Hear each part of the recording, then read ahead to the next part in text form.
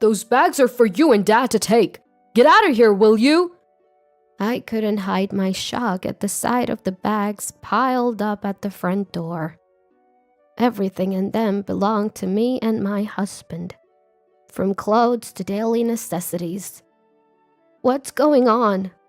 Why are you kicking us out of our own home? My hands trembled with anger at the sheer injustice. Seeing my reaction, my son and daughter-in-law smirked. We're taking over this house before Dad gets back from his business trip. Consider it our wedding gift. That's absurd. You can't do that. Well, you didn't give us any wedding money, so it's only fair. You're old anyway. Why don't you just go to a nursing home or something? Mia said, and Alex burst into laughter. Great idea. Off to the nursing home with you. They both jeered at the idea of sending us to a nursing home. I found the situation so ridiculous that I burst into laughter. They looked at me suspiciously, but I didn't care. Are you sure you won't regret this? Regret? We'll feel relieved. All right then, suit yourselves. I smiled at the bluffing Alex and Mia, grabbed my bags, and left the house. It feels so good without the nuisances. We got the house too. This is awesome. I heard their jubilant voices from the other side of the front door. They have no idea what's coming for them. I dragged my carry-on bag away from the scene. My name is Laura. I've worked in caregiving for many years and retired at 70. I enjoy interacting with people, so even after retirement, I volunteer locally. My husband is also in his 70s and runs a small to medium-sized business. He's quite active for his age, often accompanying his employees on business trips. It seems that the company will be handed over when the successor grows up, so I would like to support my husband's work until then. We have a son named Alex. He was a miracle baby for us, as we struggled with infertility for years. We raised him with love and care, and he used to be a well-behaved child. Alex had always been a good kid, the kind of son that made parents proud and neighbors talk. It's not like we spoiled him. We taught him the basics. What's wrong is wrong, and don't do things that annoy others. But when Alex hit high school, we realized there's only so much parents can do. He started hanging out with a local group of troubled teens, and his life began to spiral. The influence of friends can be greater than that of parents. Our once honest and straightforward son became rebellious, selfish, and self-centered. He barely graduated high school and went on to a local college, where he started demanding to live alone. We rented an apartment for him and supported his tuition and living expenses. We hoped college would give him a sense of urgency and a stepping stone to independence. But Alex barely attended classes and remained aimless even after barely graduating. Now, Alex is in his mid-40s. No job, no significant other. Is he going to be all right? These were my worries when I called him about coming home for the holidays. That's when everything started to unravel. Hello, who is this? The voice I heard after 6 months was clearly not Alex's. A woman's voice, cute but somewhat languid. Is this Alex's phone? Who are you? Who are you? I heard Alex's voice faintly in the background. Mia, who are you talking to? Alex, some unknown lady is calling. I don't know any older women. Who is it? Alex, now laughing, took the phone and his voice turned noticeably annoyed when he realized it was his mom. What do you want, Mom? Why? You haven't shown your face in years. How about coming home for the holidays? Your dad misses you. In fact, my husband was really missing him. Probably more than me. He's always concerned about Alex's future and well-being. Maybe it's because they used to fight a lot during his teenage years. But Alex's response was cold. Nah, coming home is a hassle. I'm staying here with Mia. At least call your dad. Yeah, I get it. So the girl earlier, Mia, are you dating her? Living together? I couldn't help but ask about the woman I had just spoken to. Would a girlfriend really answer her boyfriend's phone without permission? Would she rudely address a stranger as you and speak without any courtesy? Honestly, it was pretty outrageous.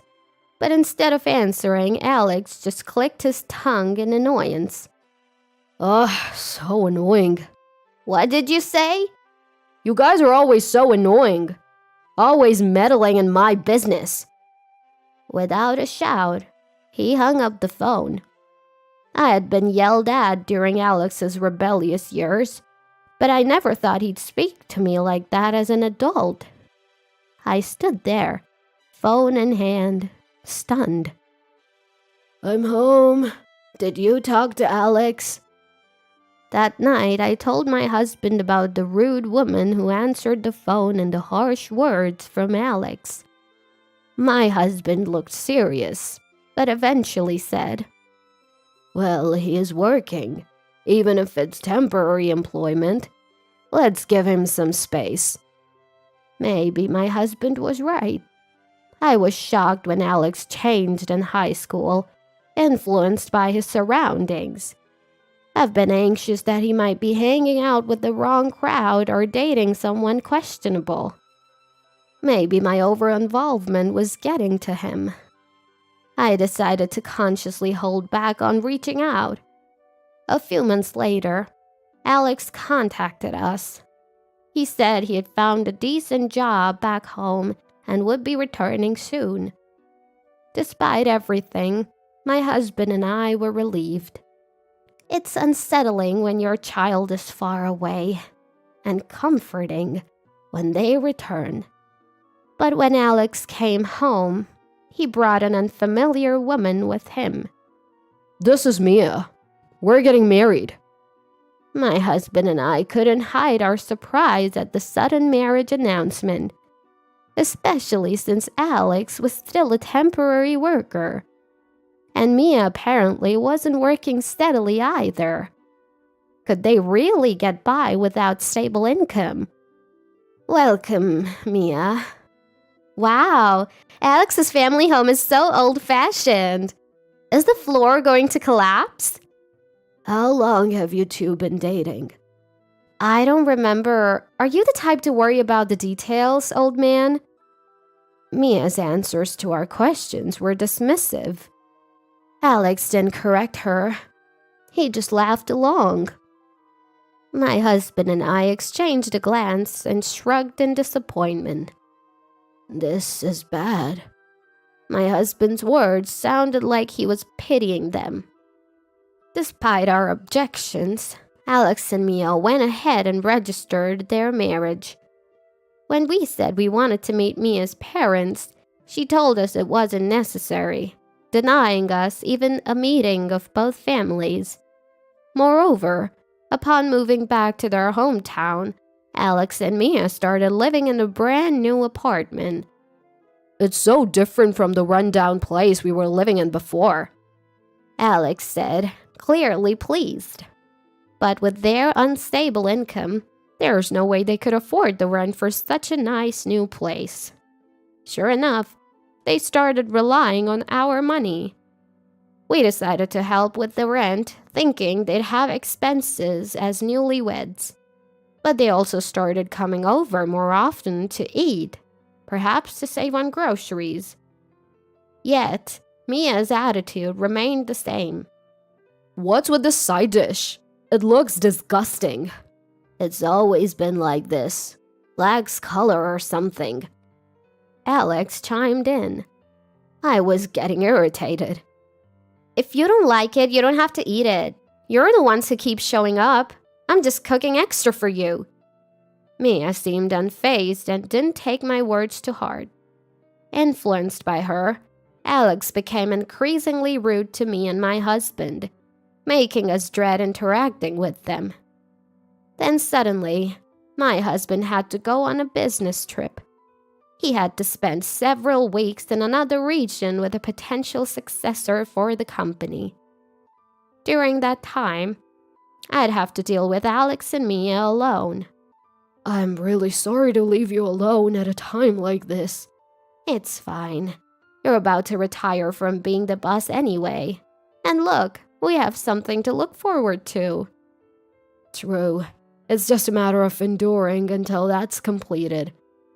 Don't let those two get to you too much. We encouraged each other, and a few days later, I saw my husband off. After that, for some reason, Alex and Mia stopped coming over, and a brief period of peace was ensued. I was busy with my re-entry volunteer activities, so it was good not to have to deal with them. But one day, I came home to find Alex rummaging through my dresser, where I keep my banking cards. "What are you doing?" I turned on the lights and shouted. Alex tossed the banking card he was holding. Bad timing. You shouldn't have come back. Do you even realize what you're doing? We're family, so give me some money. We didn't even get a wedding gift from you. Alex lamented not receiving a wedding gift, but that's to be expected. After all, my husband and I still haven't accepted his marriage to Mia. We're already helping with their rent and providing meals. And now he's trying to steal his own parents' banking card. Unbelievable. I immediately kicked Alex out. I don't remember raising a child who would steal money from his parents. If you ever do this again, we're done. I hurled these strong words at him, and he left, clicking his tongue. I immediately called my husband to tell him what had happened. Even though we're family, the fact that Alex was trying to forcibly take money alarmed my husband. That Alex would do something like this. I warned him we'd cut ties if he does it again, but there's no guarantee he won't. Let's move the banking cards to a different location for now. I'll be back in a few days and we can have a proper discussion then. All right, I'll be waiting. Only a few more days until my husband returns. I hid our valuables and braced myself for any surprise visits from Alex and Mia. But I never expected them to resort to such drastic measures. One day, when I returned from my re-entry volunteer activities, I found a truck parked in front of our house. Boxes and furniture were being carried in by movers. I rushed inside and found Alex and Mia. What are you doing? Oh, Mom. Sorry, but we've decided to take this house. Owning a home is an asset, right? So it's better if we live here instead of you old folks. Mia said, laughing.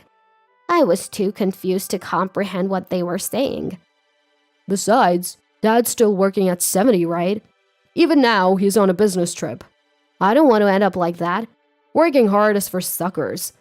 While you guys are still healthy, we're taking what we can. Remarks that make a fool of her husband. Alex's words were a mockery of my husband, who has worked hard as a small and medium-sized business owner. I understand that it's been tough getting the business off the ground, but to me, this felt like an unbearable insult. Those are your belongings. Get out! Alex pointed to several bags packed at the entrance. I couldn't hide my shock. Everything from our clothes to daily necessities had been shoved into bags. Why should we have to leave the house we live in for you two? Faced with such unjust treatment, my hands trembled with anger. Seeing my reaction, the couple grinned. We're gonna make this house ours before Dad gets back from his trip.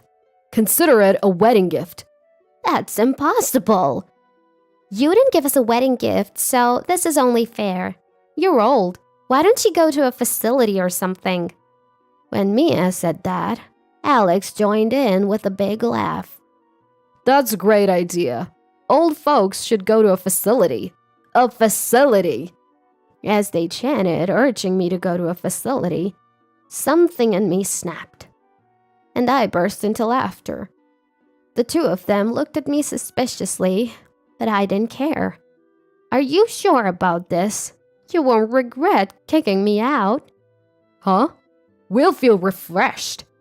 All right then, suit yourselves. I smiled at the defiant Alex and Mia, grabbed my bags, and left the house. It feels so good without the nuisance. We got the house too! This is awesome! I could hear their jubilant voices from the other side of the front door. They have no idea what's coming their way. Dragging my carry-on bag, I left the scene. A month later, I received a call from Alex, who knew I was now living with my husband, who had returned from his business trip. Hello? Alex, what's going on? Mom, it's terrible. The house. What happened to the house? Alex's voice was clearly panicked. Even without asking, I could tell something urgent was happening. Actually, I already knew why Alex was in trouble. Did you know this house is going to be demolished? Oh, did I forget to mention that? My feigned ignorance was met with Mia's voice. What the hell, mother-in-law? Did you set us up? You moved in without knowing anything. Besides, how could a house that you didn't inherit become your asset? Mia was still ranting, but I didn't care. The house they took from us was scheduled for demolition. Once my husband returned from his trip, we planned to tell Alex and move into our newly built one-story home. We had moved our banking cards to the new house the day Alex went snooping, so they were safe. I was planning to explain everything step by step, but Alex and Mia took that opportunity away from us. Listen, the contractors are already here, telling us to vacate. Where are you guys? Can you take us in for a bit? Well, you have that rental apartment, don't you? You were living there originally, so you can just go back. We thought we'd get the family home, so we already terminated the lease. I was utterly amazed at my own son's lack of crisis management skills. It seems Alex and Mia had prematurely terminated their apartment lease, thinking they could live in the family home and use the money I was paying for rent however they wanted. Only then did they find out the house was going to be demolished. But that's not our problem anymore. You guys better leave soon. If anyone other than the owner, my husband, is found living in a house scheduled for demolition, you could be charged with trespassing. Come on, we're family. Help us out. You're the ones who told your parents to go to a facility, right? I did as you wished, so figure out the rest yourselves. With that, I hung up the phone without waiting for a reply.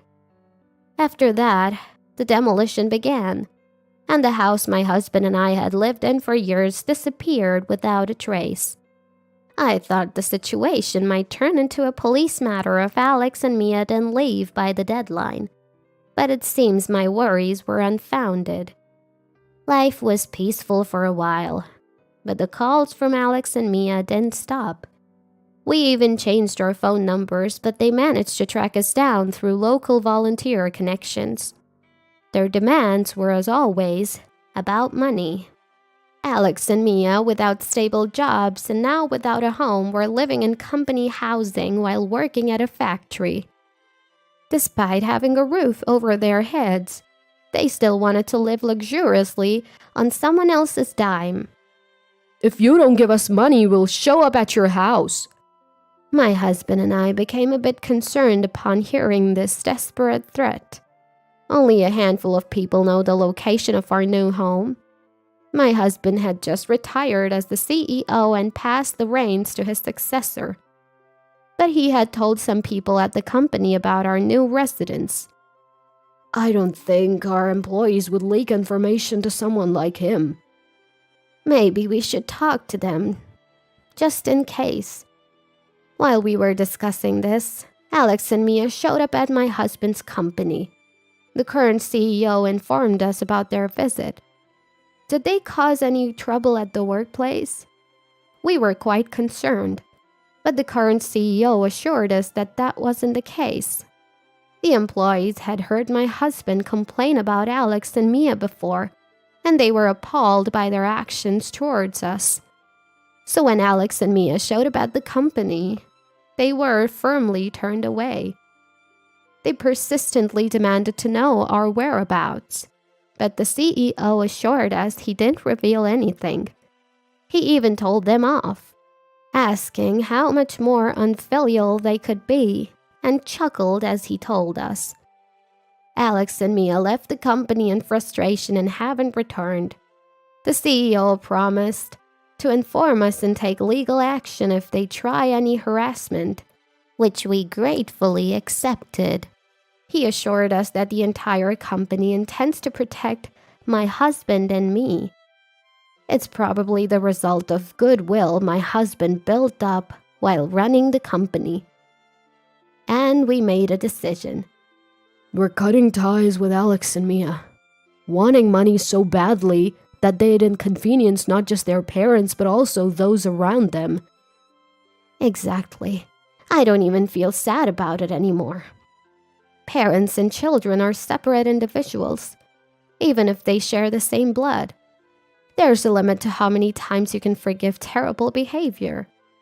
What follows is something we heard through my husband's contacts. Alex and Mia apparently working non-stop at the factory. They've angered the factory manager by slacking off and doing a sloppy job with assembling parts. It seems they're now paying the price for their previous laziness. Perhaps because of their busy lives, Alex and Mia are constantly fighting, causing complaints from their neighbors in the company housing. Saving money is difficult for them, as their hobbies include playing the lottery and smoking, both money-draining activities. The stress of not being able to save money despite working hard and having no one to rely on must be tough. But I can't bring myself to feel sorry for them. They've never worked a proper job, which is why they could shamelessly ask for money. I hope their factory jobs will lead them to change their ways, even a little. I still get occasional calls and emails from Alex. He writes things like he's sorry for what happened and wants to get along as a family. He seems to have changed a bit.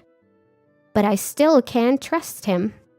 Only when they become self-reliant and considerate can we share a life together. As long as they're preoccupied with themselves, a fresh start will be difficult. Since retiring as CEO, my husband has taken up home gardening, something he's wanted to do since he was young. I assist him with his gardening while continuing my re-entry volunteer work in our new location. I had hoped to live peacefully with our son and daughter-in-law. Ideally, I would have wanted to live peacefully with our son and his wife. That wish may not have come true, but as long as I know they're alive and well somewhere, that's enough for me. The time I spend with my husband is more precious and warm than anything else. I intend to protect this invaluable happiness and lifestyle with all my might.